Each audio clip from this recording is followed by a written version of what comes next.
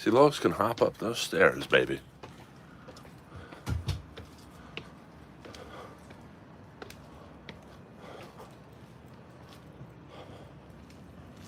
All right. Let's go this way, Lois. All right, we're back in West Hollywood. I'm actually hungry right now. So I'm going to go to Starbucks, which I believe the Starbucks by me opens at 4:30 a.m. Look at Lois going pee-pee right in the middle of the street.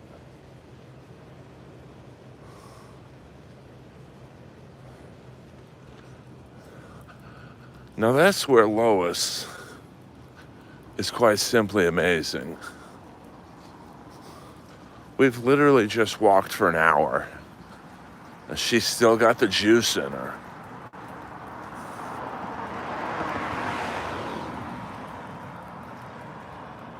Ugh. I'm a little tired, I ain't gonna lie. So this will be a real short stream.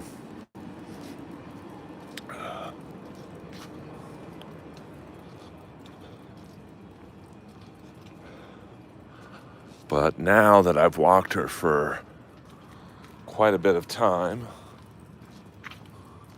I can sleep in. And I think that, come on, Lois. All this exercise has done her well because she's coughing a lot less.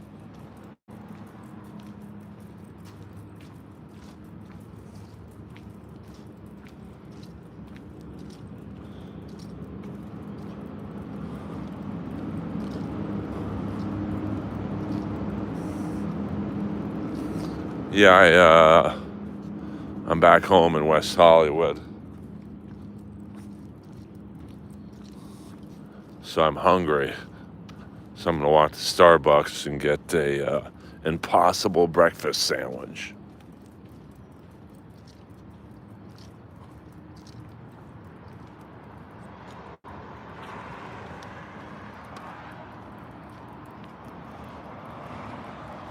Ugh.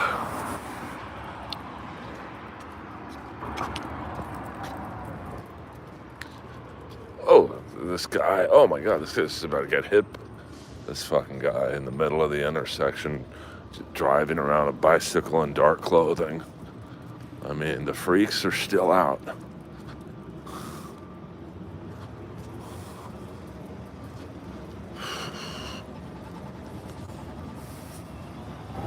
Some real desperados out late night.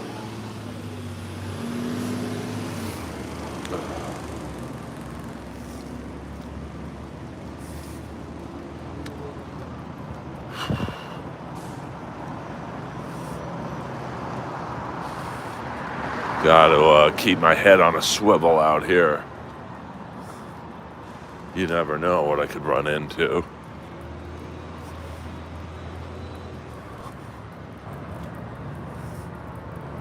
What's up? What's up?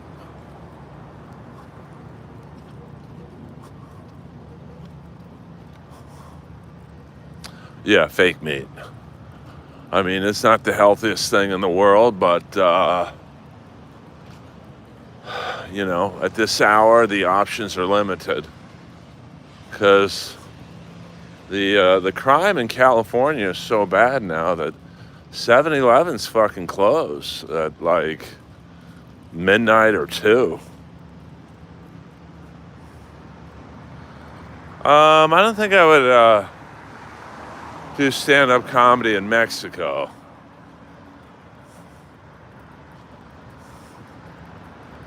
I've been to Tijuana. Does that count? Hello.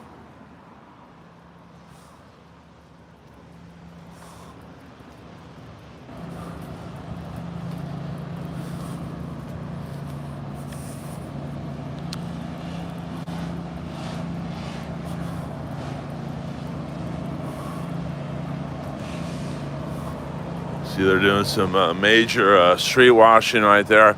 Probably Trying to get rid of all the semen.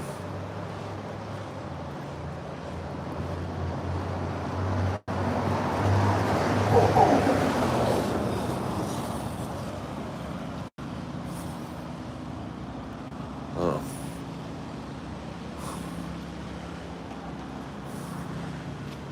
Well, it's not quite open yet.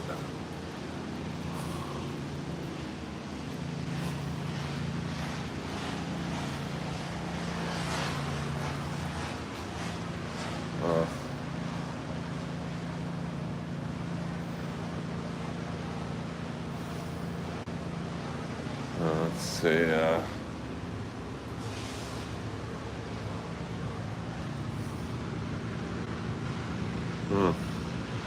I thought it was 4:30. Maybe it's not.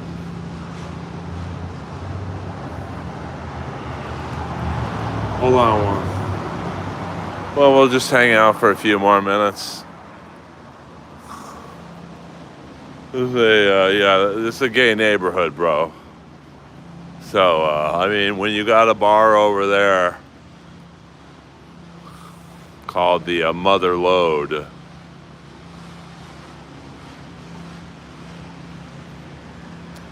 you ain't gonna find too many straight guys other than me walking around. Let's hit the grass.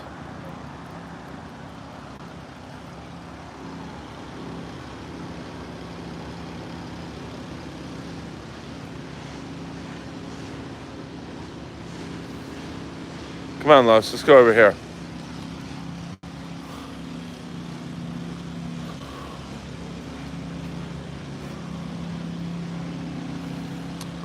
I think Lois is finally tiring down.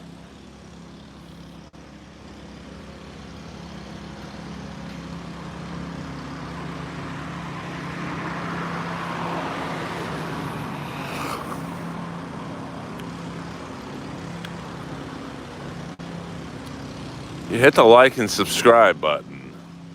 Pretty please.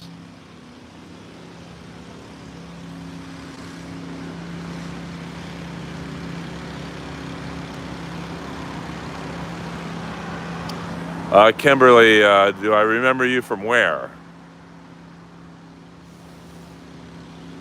I deal with a lot of people on a nightly basis.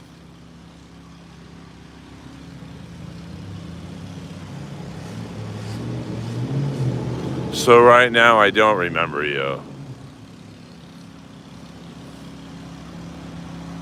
Here's my supermarket, Pavilions.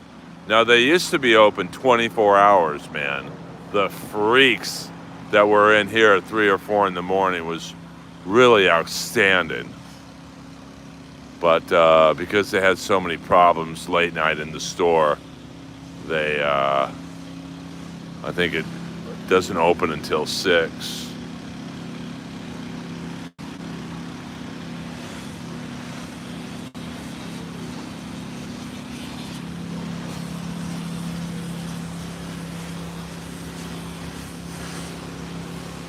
Yeah, I'm doing some street washing down there too.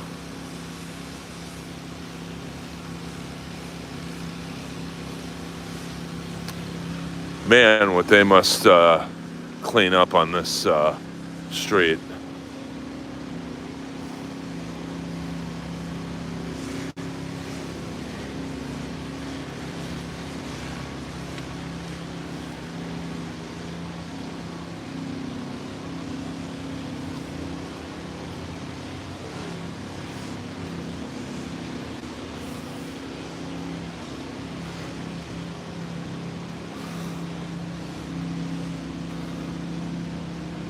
I still don't understand the N-word tower. I really don't understand that at all. Let me see. Hold on, Lois. Let's see if they're open.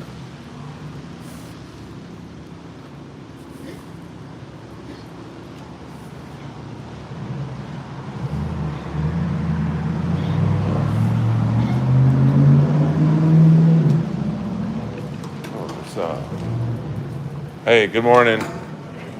How are you guys? I'm good, thank you. Just get a root beer. An Impossible sandwich, please.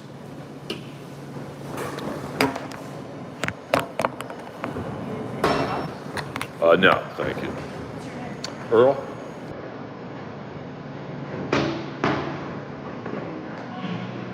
Amazing, you guys are open.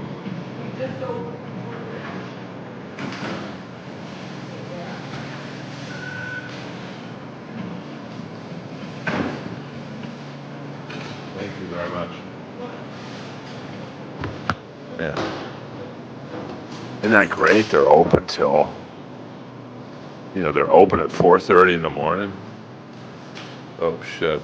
I'm probably going to get dinged for the music.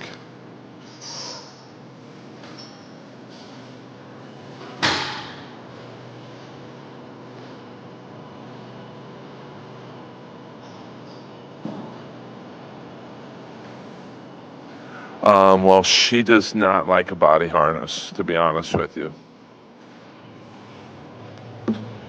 So, that unfortunately. Well, she is tired. We've been walking for about an hour.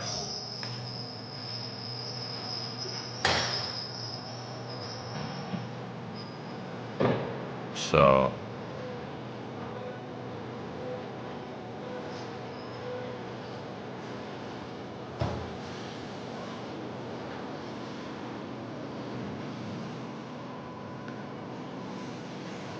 She's ready to go home. No, she don't like the pop cups. Thank you so much. Have a good morning. Thank you, man.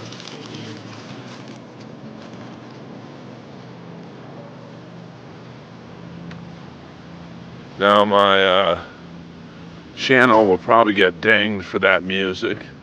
But sometimes it does, sometimes it doesn't, to be honest with you.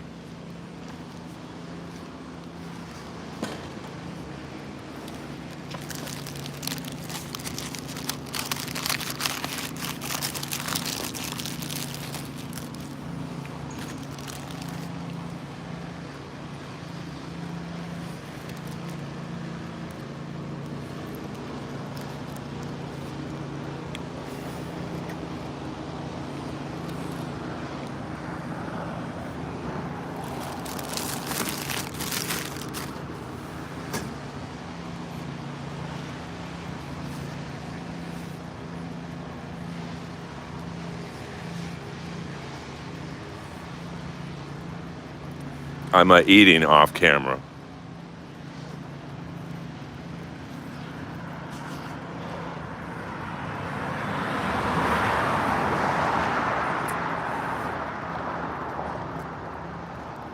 I will resume talking momentarily.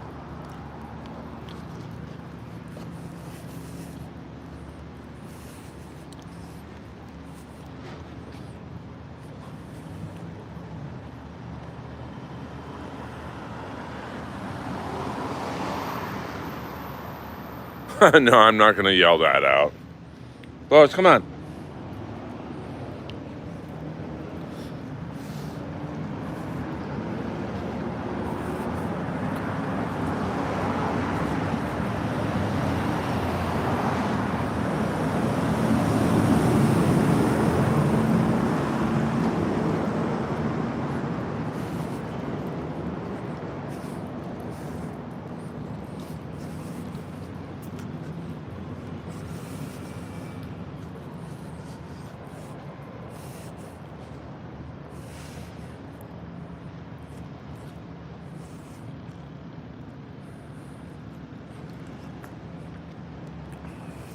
Damn, that was good.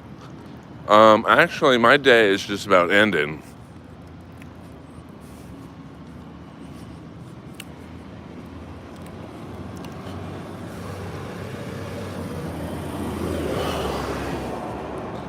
It's 4:30 in the morning in Los Angeles time. Come on, come on. And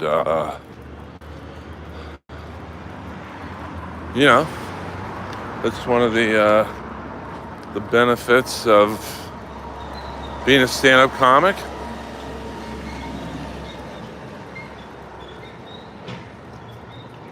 You can really set your own sleep schedule. Now, I don't have to wake up tomorrow anytime in particular, so I can be out till 5 a.m. and sleep all day if I choose to. Now, of course, I won't sleep all day, to be honest with you, but I'm not going to get up at 8 in the morning either.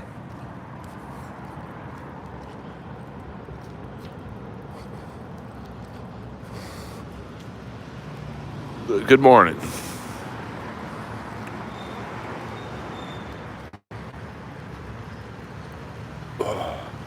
Here's the local bars. This bar's always popping. Here's a sex store.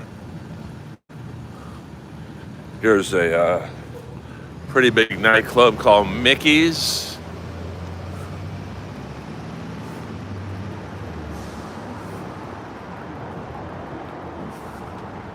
Here's another sex store.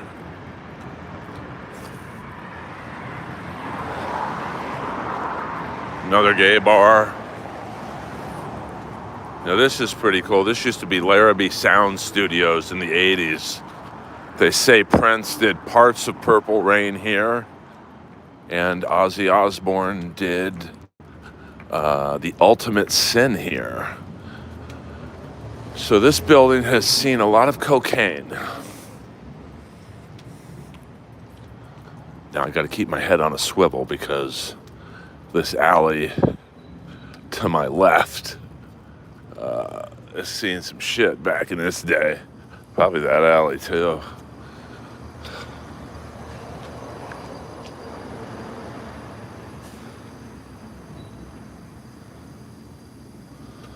All right. See, Lois is popping right now. She gets these little bursts of energy still.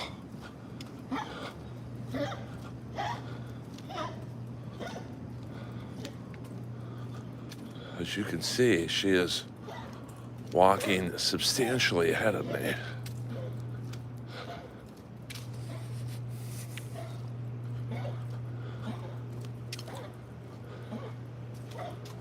See, she's ready to go.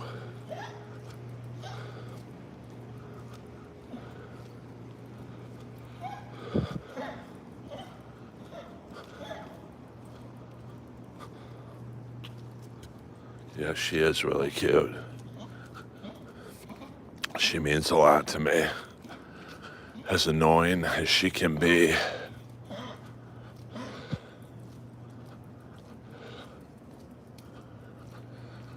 Whew.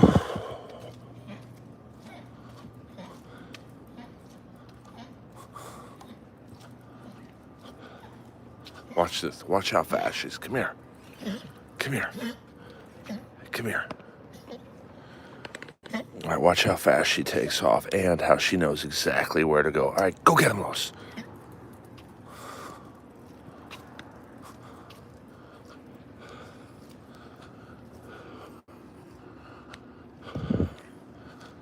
I could enter her in the canine sprinting division, senior division, of course.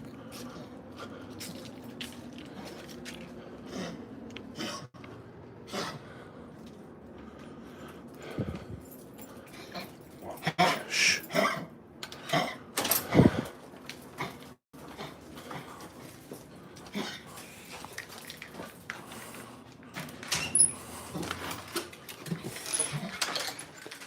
Yes.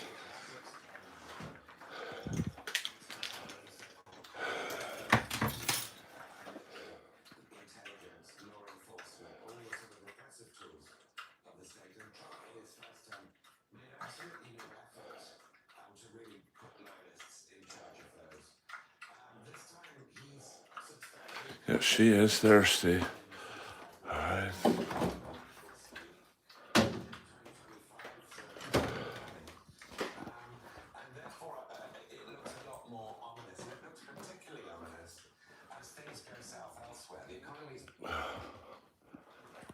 a few more minutes, and then I'm going to bed. Turn on the Earl sign for you guys. Fuck yeah. All right, will I conduct some business? There we go. There we go.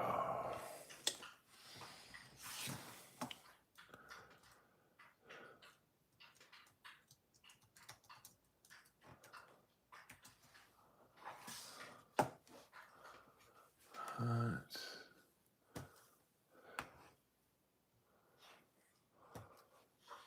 Fuck yeah. Just gonna finish the rest of my sandwich.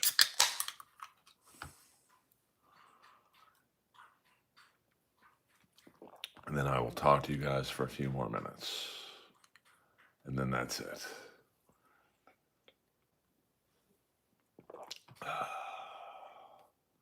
Just a few more minutes while I eat and you guys go to sleep.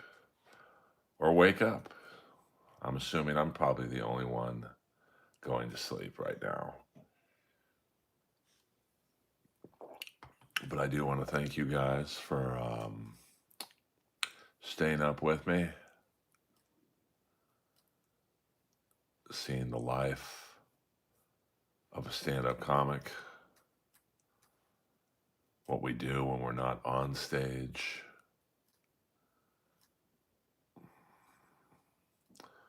and the thought process of what we do. We're just chilling. Thank you, Theo Vaughn.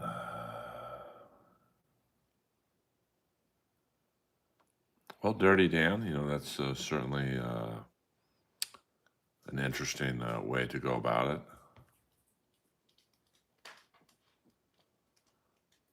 Yeah, I'm not chillaxing, but I mean, my pad is nice. Is it the biggest pad in the world? Not really, but it's not the smallest pad. I think it's about 1,800 square feet. It's pretty cool, dude.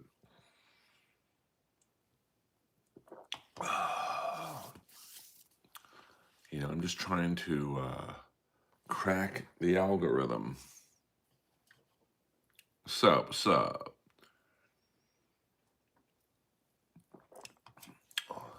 Now that I'm in the zone, I'm just going to overtake YouTube. I'm going to put out shorts every day, videos when I feel the need to, do as many lives as humanly possible until I hit the algorithm over the fucking head.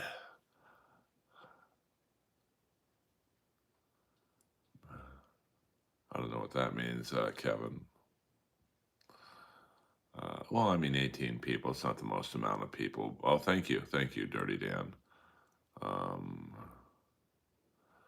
Your glasses and your voice get some attention in these YouTube algorithm. Well, hopefully. This time last year I had about 1,400 subscribers. So, I've doubled my channel, which is, I don't think anyone's going to confuse me with, Mr. Beast, but I'm having fun building the channel. My apartment, it's been appraised at $1.1 million. So yeah, I'm just fucking around tonight, and I had to walk Lois, so I thought I'd stream. I would say the best time for me to stream is probably between 11 p.m. and 1 a.m. Yeah, it does seem to do better when I'm outdoors versus like now when I'm just here. So, I'm still experimenting, and, I'm still not sure what, some of my stand-up clips get 16 views, and then the next day one gets 600. It's the same set. So, my next stand-up show is this Saturday night, Comedy Store Maid Room.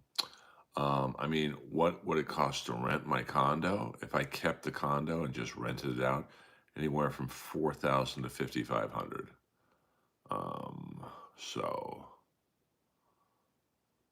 yeah, and I also realize I'm a straight white dude. Like, it would probably help if I had a girl with giant tits in the background, but then I'd have to split the money with her. So I work alone.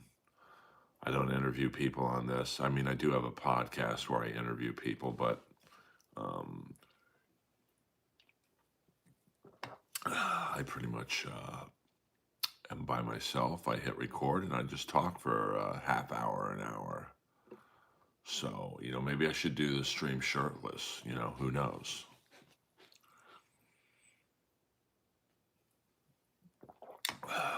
Who knows? I'm open to anything at this point. But, I think I'm seeing a lot of my friends tell me that they see me in the algorithm. So, of course I did, cool dude. The podcast is called Inappropriate Earl. I think I have close to 400 episodes. I don't do it nearly as much as I used to. But since I've figured out how to Zoom, I've done a few like hockey players who live in Canada that I normally wouldn't have gotten to talk to. Um, what's your favorite slur? I don't really have one, to be honest with you. Jesus, the trolls are coming in late. I'm just going to do a few more minutes after getting that question. How much sleep you get usually? I get about 8 hours a day, but it's broken up into like, you know, see, I'll go to sleep probably about 5 a.m., wake up at about 10 or 11, work for a few hours, go take yoga, take a nap. After yoga, do comedy. It's not a schedule that is meant for everyone, that's for sure. But, I like doing it. I knew the deal when I started comedy many years ago that this is what it would be. And that's it. It beats having a 9 to 5 job in a cubicle. I would not last very long in a 9 to 5 type cubicle situation. So, that's why I can tolerate the wacky sleeping hours and the trolls. Not too many trolls today. Yeah, comedy's a late night thing, but it's almost 5 a.m. So, um, usually it's not this late. Yeah, I don't know how people work in a cubicle. So, but the world needs 9 to 5 jobs too. So, I do sit and write material, and um, it's my thought process is a little unusual, but it works for me. Am I the most famous comic in the world? Not really, but yeah, but those B actors make good money, man. Like if you're like Wings Hauser, if you probably most of you don't know who Wings Hauser is, but he's probably the greatest. He's like the De Niro of B movie actors. Um, ask your mom, Walker. So, he's been in literally hundreds of films, mostly like shitty action movies. But he's also been in a few big movies like The Insider and a couple others.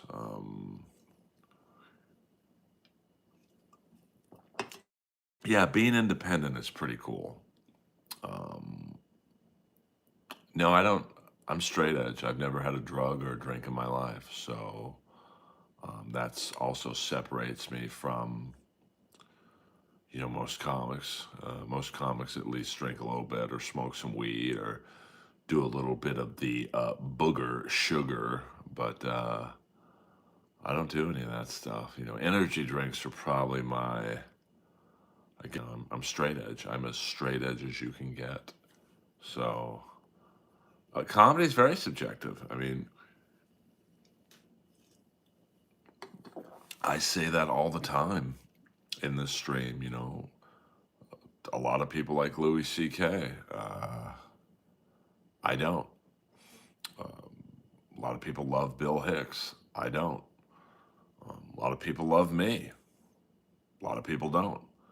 So, my whole life, I mean, I've literally, some dude, I've never had a drug or a drink in my life. I've never even had a cigarette, which is ironic given the business I am in. So, yeah, I've seen it all. I just haven't done it all. I've seen it all 5 times. So, Boondock Saints, I believe that was my buddy. Isn't that a cartoon? Yes, that's a cartoon, right? I'm a little tired, so I'm a little out of it. I don't vape. I don't do anything. Energy drinks are probably the worst thing I do. Now, some may say that's worse than cocaine, but I don't need outside substances to have a good time. I mean, a lot of my friends have tried to get me to smoke weed or do mushrooms because they're like, bro, you're so funny, straight edge.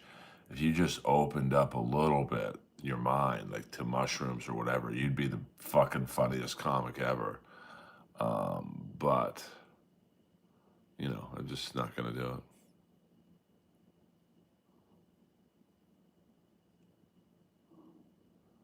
Did you see the latest roast? I know you don't really care for it that much, but yeah, I've heard a lot of people are messaging me about. I mean, what do you?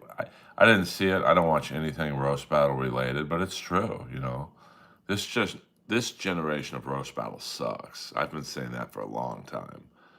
I mean, if you look at my generation of roast battle, we got 5 seasons on TV, a best-selling book written about it.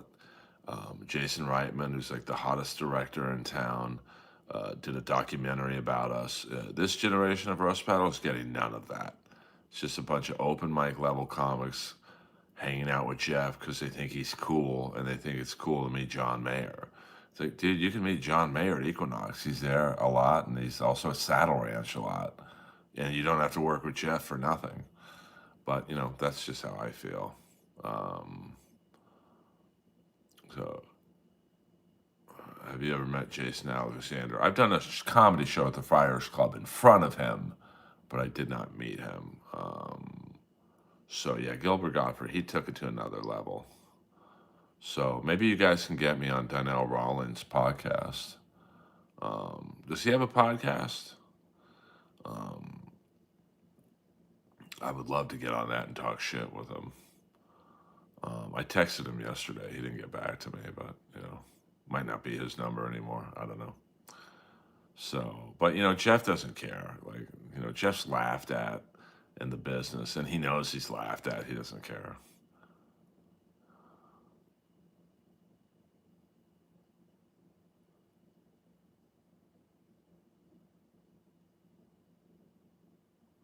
I'm not really a sourpuss. I'm actually pretty happy guy. I mean, you got to understand, bro. It's 5 in the morning. I'm not going to be completely energetic. I mean, I'm certainly not a sourpuss because I give an honest opinion of a show that I helped create. I mean, I was there from day one. So I did not have a good experience on the show because of Jeff and his manager. So I think if what happened to me happened to you, you wouldn't be, you'd be a bit of a sourpuss too if I'm even being one. But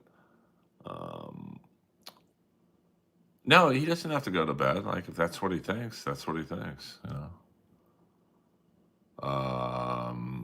Yeah, I don't get along with Jeffrey Ross very well. Yeah, Google me and roast battle. Yeah, or go on Comedy Central's season 1, watch all my battles, and it's criminal how I was treated on the show. Like I literally could have sued the network. I could have sued Jeff. Because what a lot of people don't realize is when there's a cash prize on the show, there's supposed to be no conflicts of interest. And like Jeff was an executive producer and the head judge. Like his manager was managing contestants and judges. I could go on and on, but you guys probably get the point. Um, well, you were right. You were right. Would you be mad if I snuck you and knocked you out cold? You don't have the balls to do that.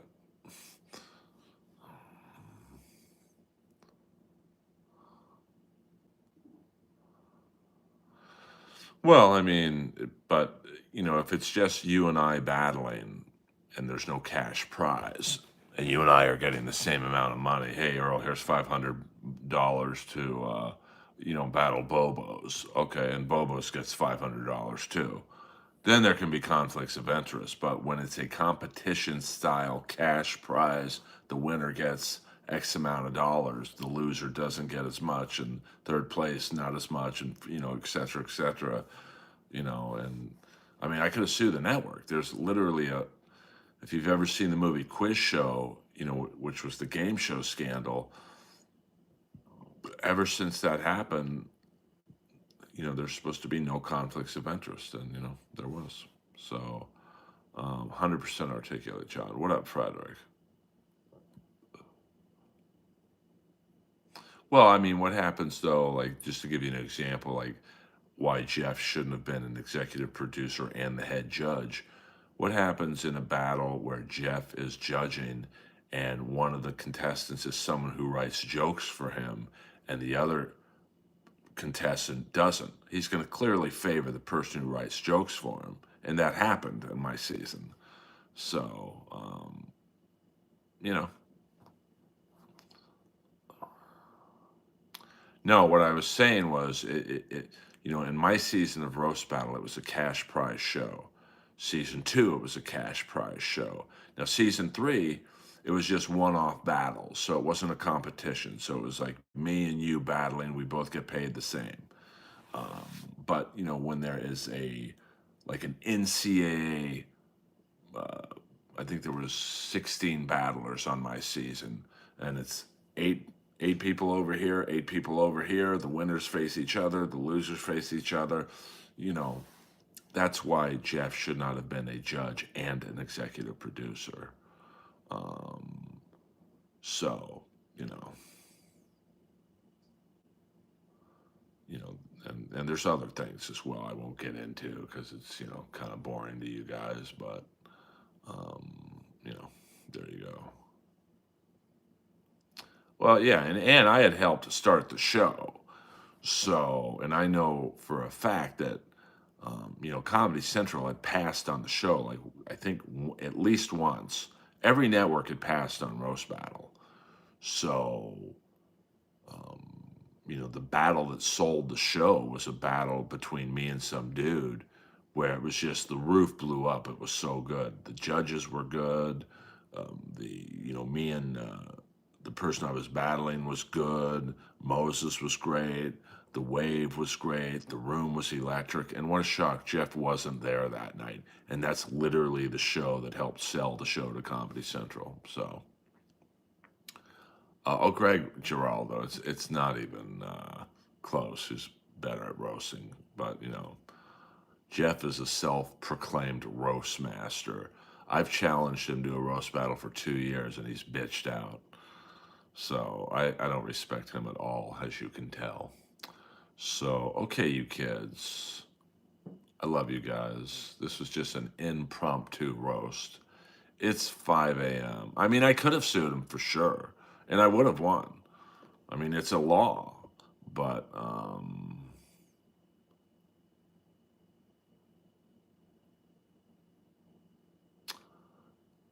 yeah, I mean, Hans Kim, like he's got his 15 minutes. It's almost over for him. Well, the Gong Show is Kill Tony. Yeah, but what I'm saying is, season 1 though, it was a cash prize, so there should have been no. I mean, I see what you're saying, but it was a legitimate competition show. So I absolutely could have sued the network and Jeff and his manager. But I just, I don't know. I didn't. You live and learn. It's unfortunate. We all could have eaten at the table, but Jeff is Jeff, and that's why he never really has a successful show. Roast Battle sucked as soon as he got his meat hooks into it. Historical Roast lasted one season on Netflix. He's arguably the worst on every roast he's on. Like the Tom Brady roast, he was objectively, if you watch that roast, he was the worst one. But he probably got most of the money. That's his talent. Is tricking people. I mean, in terms of the Tony Hinchcliffe Puerto Rico joke, that joke kills at Kill Tony. It just was not the right venue. Hans is better than Rick, though. I mean, I don't know who Rick is, to be honest with you, so um, I can't comment on that. Is watching you, Earl? Yes, that is Sting the wrestler. Well, the problem with the Chevy Chase roast was, Chevy didn't know any of those fucking people. So, you could just tell because I know him. He was like, "Who the fuck are you people? Like, I'm a comic legend. You guys are all fucking losers." So, and the funny thing is, his daughter plays keyboards at the Comedy Store. Um,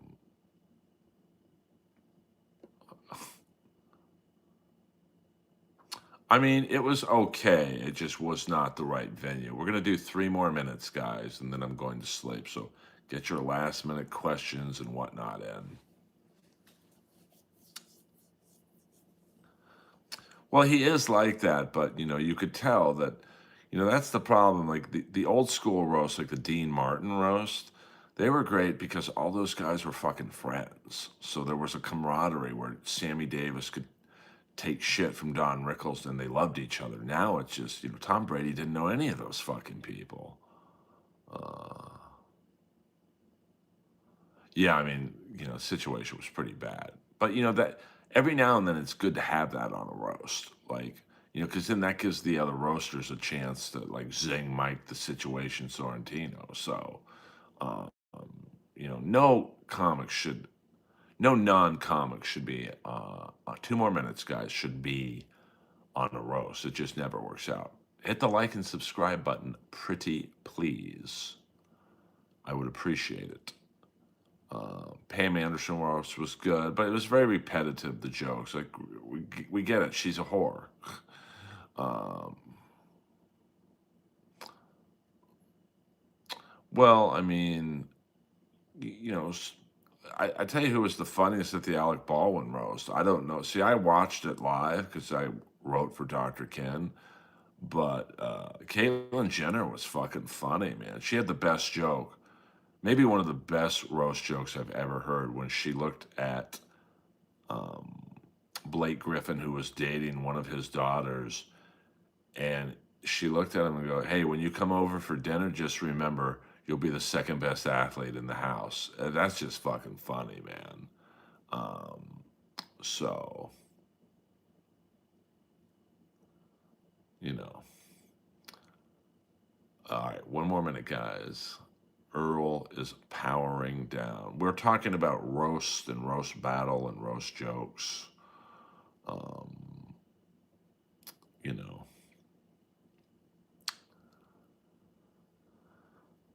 it's a divisive subject for sure.